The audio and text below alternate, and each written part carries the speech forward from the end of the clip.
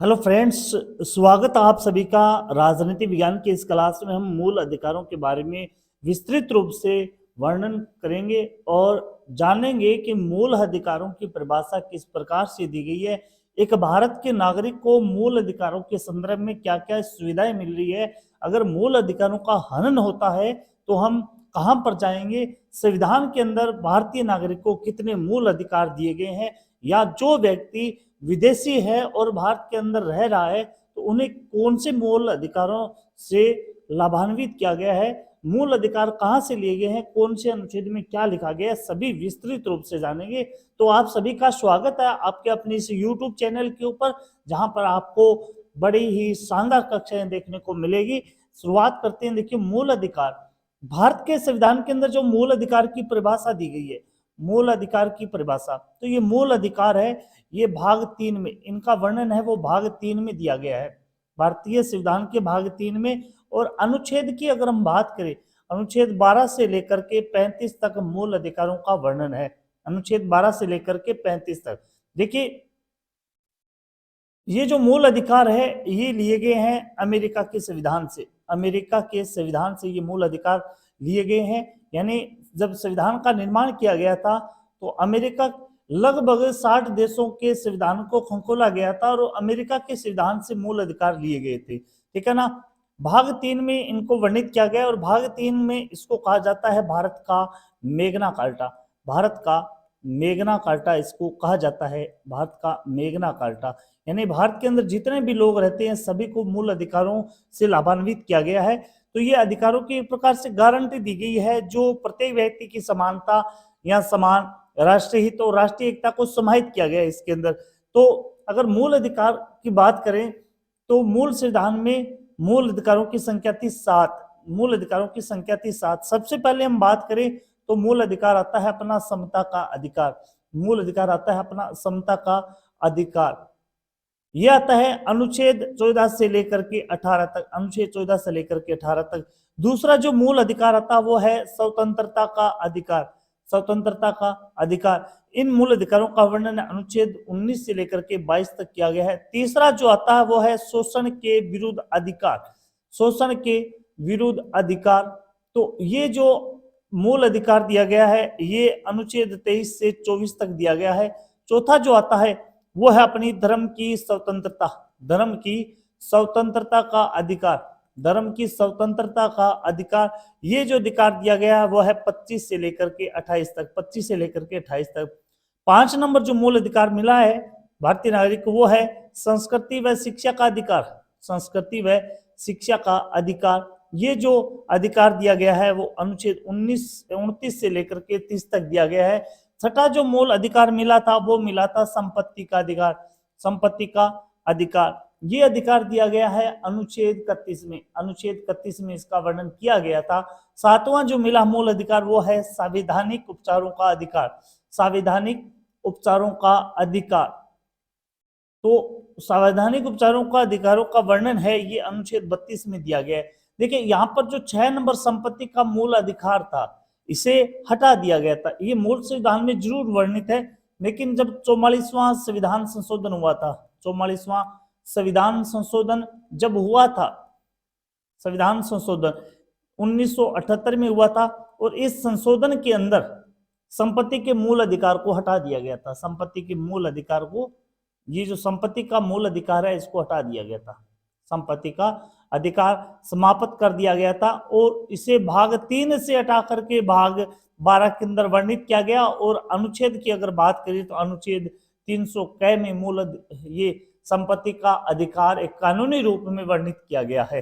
तो मूल संविधान के अंदर तो 7 मौलिक अधिकार दिए गए हैं, लेकिन वर्तमान संविधान के अंदर बात करें तो भारतीय नागरिक को 6 मूल अधिकारों से वर्णित किया गया है। सबसे पहले अगर हम बात करें अनुच्छेद 12 से, देखिए यहाँ पर मूल अधिकारों का वर्णन है वो 12 से लेकर के 35 तक मिलता है, लेकिन यहाँ पर सबसे पहले अगर अनुच्छेद 12 की बात करें तो अनुच्छेद 12 में वर्णन किया गया है मूल अधिकारों से संबंधित। इसमें वर्णन किया गया है कि मूल अधिकारों से संबंधित जितने भी उपबंध होंगे, जितने भी उपबंध होंगे उनके संदर्भ में राज्य की क्या परिभाषा रहेगी। राज्य की क्या परिभाषा रहेगी, तो इसका ये वर्णन किया गया है। मूल अधिकारों से संबंधित जितने भी उपबंध है तो उसमें इसका वर्णन किया गया है, राज्य शब्द का प्रयोग किया गया है, राज्य के संदर्भ में इसका उपयोग किया गया है। कहने वाली बात यह है कि जो राज्य सरकार की विधायी अंगों को प्रभावित करने वाली सरकार और विधानमंडल है वो भी इस अनुच्छेद 12 में इसका वर्णन है। या फिर मान लीजिए नगर पालिकाएं होगी, पंचायत होगी, जिला बोर्ड सुधार न्यास होगी, ये जो सभी स्थानिक निकाय होते हैं अनुच्छेद 12 के अंदर इसकी परिभाषा दी गई है। तो इसके अलावा जो इसमें वे इकाइयां भी शामिल है जो एक तरफ से निजी तौर पर है लेकिन सरकार के रूप में वह काम करती है, तो वे सभी इकाइयों की परिभाषा अनुच्छेद 12 में दी गई। यहाँ पर आपको ये याद रखना है कि मूल अधिकारों से संबंधित जितने भी उपबंध है उसमें उससे संबंधित राज्य को परिभाषित किया गया अनुच्छेद 12 के अंदर। अनुच्छेद 13 की अगर हम बात करें तो अनुच्छेद 13 में विधि को परिभाषित किया गया। अनुच्छेद 13 में विधि को परिभाषित किया गया है, कानून को परिभाषित किया गया है। यानी अनुच्छेद 13 में मूल अधिकारों से असंगत या उनका अल्पीकरण करने वाली विधियां शून्य होगी। और दूसरे शब्दों में अगर बात करें तो न्यायिक समीक्षा योग्य है। यानी अगर मूल अधिकारों का हनन होता है तो हमें विधि की सहायता लेनी पड़ेगी, कानून की सहायता लेनी पड़ेगी। और विधि को जो परिभाषित किया गया है वो अनुच्छेद 13 के अंदर है, वो परिभाषित किया गया है। आगे बात करें हम, देखिए समता का मूल अधिकार, पहला जो आता है अपना समता का अधिकार आता है, ये अनुच्छेद 14 से लेकर के 18 तक वर्णित है। यहाँ पर 14 से लेकर के 18 तक देखिए, 14 से लेकर के 18 तक ये अपने वर्णित है। तो यहाँ पर अनुच्छेद 14 में लिखा गया है विधि के समक्ष समता, विधि के समक्ष समता, विधि के समक्ष समता और विधियों का समान संरक्षण, विधि का समान संरक्षण। यह जो मूल अधिकार दिया गया है अनुच्छेद 14 में दिया गया है, हम विस्तृत रूप से भी पढ़ेंगे, एक बार मोटा मोटी देख लेते हैं। अनुच्छेद 15 में जो लिखा गया है वो है बिना किसी भेदभाव के आधार पर, यानी विभेद का प्रतिबंध, विभेद का प्रतिषेध, यानी किसी भी व्यक्ति के साथ धर्म, मूल, वंश, लिंग और जन्म स्थान के आधार पर किसी प्रकार का भेदभाव नहीं किया जाएगा। अनुच्छेद 16 में लिखा गया है लोक नियोजन में, लोक नियोजन के विषय में, लोक नियोजन के विषय में, लोक नियोजन के विषय में अवसर की समानता, अवसर की समानता का वर्णन है। ये अनुच्छेद 16 में किया गया है, अनुच्छेद 16 में किया गया है। 17 की बात करें तो हम कह सकते हैं छुआछूत का अंत, छुआछूत का अंत, तो ये अनुच्छेद 17 में इसका वर्णन किया गया है। अनुच्छेद 18 में बात करें तो उपाधियों का अंत, उपाधियों का अंत, उपाधियों का अंत है, वो अनुच्छेद 18 में लिखा गया है। और इसमें जो सेना और विद्या संबंधी समान है वो जो कि त्यों रखे गए हैं, इसके अलावा जो उपाधि है उसका अंत कर दिया गया है। आगे बात करें हम स्वतंत्रता का अधिकार, ये अपने अनुच्छेद 19 से लेकर के 22 तक इसका वर्णन है। अनुच्छेद 19 में प्रत्येक भारतीय नागरिक को 6 गारंटी दी गई है, 6 गारंटी दी गई है, 6 अधिकार दिए गए हैं, जिसमें सबसे पहले बात करें तो वाक यानी बोलने एवं अभिव्यक्ति करने का अधिकार, अभिव्यक्ति करने का अधिकार भारतीय नागरिक को होगा। दूसरा बात करें तो सम्मेलन करने का अधिकार भी भारतीय नागरिक को होगा। तीसरा अगर हम बात करें संघ बनाने का अधिकार भी भारतीय नागरिक को होगा। इसके अलावा संचरण करने का अधिकार भी भारतीय नागरिक को होगा। इसके अलावा निवास, किसी भी स्थान पर भारतीय नागरिक निवास कर सकता है।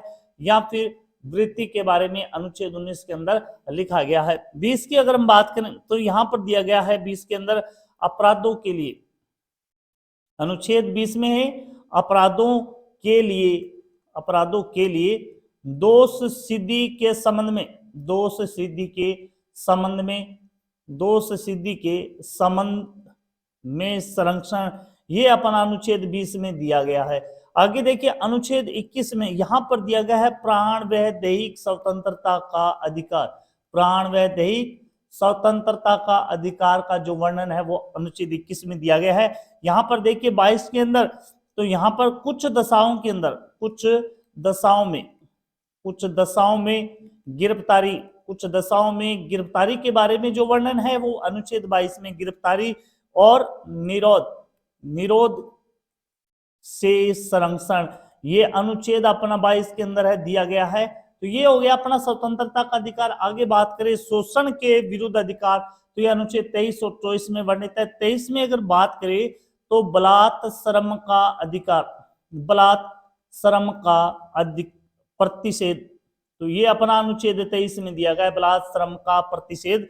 इसके अलावा 24 के अंदर बात करें हम, तो यहाँ पर दिया गया है कारखानों में, यानी जो बड़े बड़े कारखाने होते हैं, कारखानों में बच्चों के नियोजन में, बच्चों के नियोजन का प्रतिषेध, बच्चों के नियोजन का प्रतिषेध। हम डिटेल से पढ़ेंगे तो अच्छी तरह से समझ में आएगा कि किस प्रकार से ये वर्णित है, या फिर इसके अपवाद भी क्या होते हैं उसके बारे में हम भी वर्णन करेंगे। धर्म की स्वतंत्रता का अधिकार, अगला जो मूल अधिकार अपना 4 नंबर का धर्म की स्वतंत्रता का अधिकार, जिसका वर्णन है वो 25, 26, 23, 28 में दिया गया है। इसका वर्णन है वो 25, 26, 23, 28 में दिया गया है। तो यहाँ पर देखिए 25 की अगर बात करें तो 25 में लिखा गया है अंतःकरण की ओर। देखिए ध्यान कीजिएगा, अंतःकरण, अंतःकरण की ओर धर्म के अबाध रूप से मानने, अबाध यानी बिना बाधा के रूप से मानने, मानने की जो स्वतंत्रता है, या उसका आचरण करना हो या उसका प्रसार करना हो, तो ये सभी स्वतंत्रता अनुच्छेद 25 में दी गई है। आगे बात करें हम 26 में लिखा गया है धार्मिक कार्यों, धार्मिक कार्यों के प्रबंधन की स्वतंत्रता, प्रबंधन कर सकते हो आप, प्रबंधन की स्वतंत्रता दी गई है अनुच्छेद 26 के अंदर। 27 के अंदर दी गई है कि किसी धर्म की अभिव्यक्ति अगर आपको करनी है, किसी धर्म की अभिव्यक्ति भारतीय नागरिक को करनी है, तो उसके लिए, अभिव्यक्ति के लिए करों के समुदाय के रूप में स्वतंत्रता, करों के समुदाय के रूप में स्वतंत्रता के बारे में, स्वतंत्रता का जो वर्णन है वो अनुच्छेद 27 में दिया गया है। और यहाँ पर देखिए अनुच्छेद 28 में लिखा गया है किसी भी धार्मिक शिक्षा को, किसी भी धार्मिक शिक्षा में उपस्थिति की स्वतंत्रता, धार्मिक शिक्षा में उपस्थिति की स्वतंत्रता, की उपस्थिति में स्वतंत्रता का जो प्रावधान है वो दिया गया अनुच्छेद 28 के अंदर। आगे बात करें संस्कृति और शिक्षा का अधिकार, अनुच्छेद 29 और 30 में इसका वर्णन किया गया है। और अनुच्छेद 29 में लिखा गया है कि अल्पसंख्यकों, अल्पसंख्यकों, अल्पसंख्यकों की भाषा, अल्पसंख्यकों की भाषा या उसकी लिपि, या फिर कह सकते हैं संस्कृति की सुरक्षा, संस्कृति की सुरक्षा का प्रावधान, ये अपना अनुच्छेद 29 में किया गया है। संस्कृति की सुरक्षा का प्रावधान अनुच्छेद 29 के अंदर। आगे बात करें तो अनुच्छेद 30 में लिखा गया है शिक्षा संस्थानों की आप स्थापना कर सकते हो, कहीं पर भी किसी भी स्थान पर शिक्षा संस्थाओं की आप स्थापना कर सकते हो, इसमें आपको पूरी रूप से स्वतंत्रता है, या फिर उसकी प्रशासन करने की आपको स्वतंत्रता है।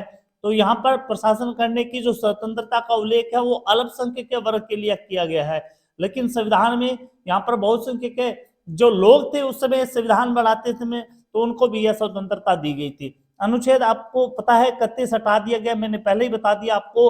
अनुच्छेद 32 में जो वर्णन दिया गया है वो है मूल अधिकारों के प्रवर्तित कराने के लिए। ध्यान करना यहाँ पर देखिए, मूल अधिकारों, यहाँ संवैधानिक उपचारों का अधिकार है, इसमें क्या वर्णन है, मूल अधिकारों को, मूल अधिकारों को प्रवर्तित कराने के लिए, कराने के लिए उच्चतम न्यायालय, उच्चतम न्यायालय जाने का अधिकार है, न्यायालय जाने का अधिकार। तो यहाँ पर देखिए आपको इसमें जो 6 प्रकार की याचिकाएं शामिल की गई है, इसमें जो जितने याचिकाएं शामिल की गई है, पहली जो बात करें हम उसका है नाम बंदी प्रत्यक्षीकरण, बंदी प्रत्यक्षीकरण, इसका जो उल्लेख है वो मिलता है अनुच्छेद 32 में। 2 नंबर अगर हम बात करें तो इसमें परमादेश, परमादेश की व्याख्या की गई है। और नंबर 3 की बात करें तो यहाँ पर प्रतिषेध, प्रतिषेध का वर्णन मिलता है अनुच्छेद 32 में। नंबर 4 की बात करें तो ये आता है उत्प्रेषण, उत्प्रेषण। और नंबर 5 की बात करें हम तो ये आता है अधिकार परीक्षा, अधिकार परीक्षा। तो इन सभी का वर्णन हम विस्तृत रूप से करेंगे, समय जरूर लगेगा, लेकिन जो शानदार क्लास होगी, आपको कहीं पर भटकने की आवश्यकता नहीं होगी, बार बार किताबों को पढ़ने की आवश्यकता नहीं होगी। सभी विवरण यानी अनुच्छेद में क्या प्रावधान है, उसके अपवाद क्या है, सभी का वर्णन करेंगे। यहाँ पर देखिए लिखा गया है कि विदेशियों के मूल अधिकार के संदर्भ में, यानी केवल नागरिकों को, भारत के नागरिकों को प्राप्त मूल अधिकार जो विदेशियों को प्राप्त नहीं है। तो यहाँ पर हमने जो अनुच्छेद पढ़े थे, तो उसमें जो अनुच्छेद 15 आता है, अनुच्छेद 15, इसके बाद में 16 आता है, 19 आता है, 29 आता है और 30 आता है। ये केवल अनुच्छेद है, ये केवल जो अनुच्छेद है, ये केवल भारत के नागरिकों को ही प्राप्त है, न कि विदेशियों को। ठीक है ना। इसके अलावा दोनों को समान रूप से, नागरिकों और विदेशियों को प्राप्त मूल जो अधिकार है वो है अपना अनुच्छेद, यानी जो अनुच्छेद नागरिकों को भी प्राप्त है और विदेशियों को भी प्राप्त है, वो अनुच्छेद 14 का वर्णन अनुच्छेद 20 है, अनुच्छेद 21 है, या 21 क का, यानी जिसमें 21 क में प्रारंभिक शिक्षा का जो अधिकार दिया गया है, अनुच्छेद 22 हो गया और अनुच्छेद 23 हो गया। इन सभी का जो मौलिक अधिकार है, ये सभी, ये नागरिकों और विदेशियों दोनों को ही प्राप्त है। तो यहाँ पर केवल नागरिकों को जो प्राप्त है अनुच्छेद 15 है, 16, 19, 29 और 30 दोनों को प्राप्त है, 14, 20, 21, 21 क, 22 और 23। तो इस क्लास के अंदर हमने ऊपरी तौर पर जाना था मौलिक अधिकार क्या है, कौन से देश से लिए गए, कौन से भाग में रखे गए हैं और कितने मौलिक अधिकार है, कौन से अनुच्छेद में क्या है। अब हम अगली क्लास के अंदर विस्तृत रूप से पढ़ेंगे कि इसके प्रमुख अंग कौन से हैं, इसके प्रमुख अपवाद क्या होते हैं, किस पर ये लागू होते हैं, किस पर लागू नहीं होते, आपातकाल के दौरान कौन सा मूल अधिकार प्रभावी रहता है, कौन से निरस्त हो जाते हैं। तो सभी का वर्णन हम जरूर करेंगे। आपको क्लास अच्छी लगे तो लाइक शेयर जरूर करें दोस्तों। जय हिंद, जय भारत।